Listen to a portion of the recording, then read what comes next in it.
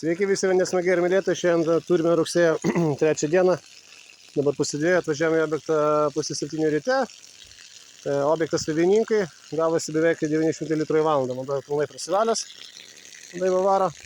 Čia mūsų trečias savininkose prie Vėvežerio, matosi ežeriukas, matosi šitą sodybą prieš 2 metus gręžėmės, po to po dešinę kaimynų gręžėmės, Vėvežeras prie ežero pakrantės. Taip atrodo, gręžėm duobę, labai kietas buvo akmenuotas priemolis, tai gręžėme šiandien prie vieną duobę, 2 duobių nekasėm. Gręžinio vamzdis, užsakovas prašė, kad sukomplektuočiau stribliuką 600 vatų negalingą. Va, ir toks pušynas, nors labai keista, kad pušynas, bet ant kieto priemolio, kaip betonas auga. Na ir va, yra šulinys.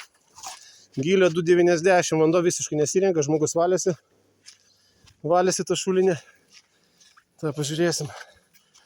Pratęsavati jam čia valė tą šulinį, tenai bandė kažką pagilinti, bet nieko čia nesigavo. Ir ką mes matom? Va, 2,90 gylį šulinukas baisus visas. Vanduo baisus, net darbininkas, o čia kuris įrenginėja namelį, sakė, net vandens neima. Tai va, tai aišku, čia jau čia kyla kalnas labai. Iškart į viršų. Čia jau gaunasi paskutinis klipas, kur dar galim padaryti mini gręžinį, kur yra gruntinis vanduo. Tai va, namukas. Tai va, namukas ir pliukas. Va, vanduo bėga.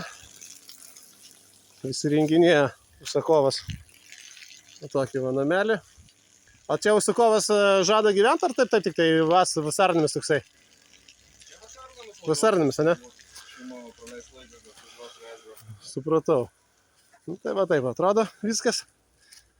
Tokia aplinkoje va dirbam.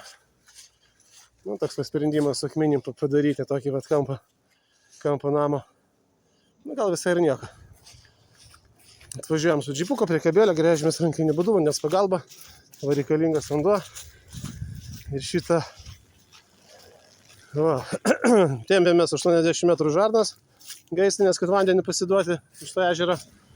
Čia giminaičių irgi sklypas, tai va, prisitempėm visą liniją. Tai va, nu ką tada, visiems geros dienos ir gero vandens, iki.